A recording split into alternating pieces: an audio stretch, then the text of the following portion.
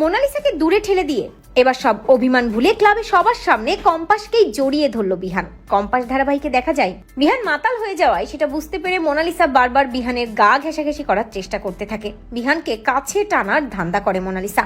অন্যদিকে দেখা যায় যে কম্পাস যখন জানতে পারে বিহান এই ক্লাবটাতে আছে, তখন কম্পাস ওই বডিগার্ডগুলোর চোখে ধুলো দিয়ে শপিং করার নাম করে ওখান থেকে বেরিয়ে সোজা ক্লাবে চলে যায়।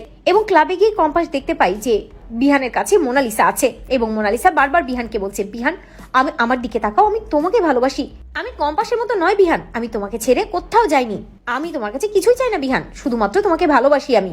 বিহান মোনার দিকে ড্যাপ ড্যাপ করে তাকিয়ে থাকে, কারণ বিহান তো শুধু কম্পাসের কথাই ভাবছে। অন্যদিকে দেখা যায় যে কম্পাস বিহান আর মোনালিসাকে দেখতে পেয়ে ভাবতে থাকে, বাহ বিহান স্যার, আমি ভাবছিলাম আপনি হয়তো ক্লাবে এসেছেন, একা কষ্ট পাচ্ছেন, কিন্তু এখন দেখি আপনাকে সঙ্গ দেওয়ার লোকের অভাব নেই, আপনি মোনা ম্যাডামের সাথে এই ক্লাবে এসেছেন, তাহলে তো আপনাকে সামলানোর লোক আছে, আপনি আমার জন্য কষ্ট পাচ্ছেন না।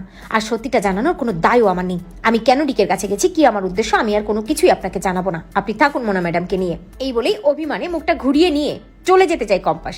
অন্যদিকে মোনালিসা নাটক করে বিহানকে জড়িয়ে ধরে, যখনই জড়িয়ে ধরে তখনই বিহান মোনাকে ধাক্কা দিয়ে সরিয়ে বলে, খবরদার খবরদার মোনা, আমাকে জড়িয়ে ধরবে না, তুমি আমাকে স্পর্শ করবে না, কারণ আমাকে স্পর্শ করার অধিকার শুধু আমার স্ত্রী কম্পাসের।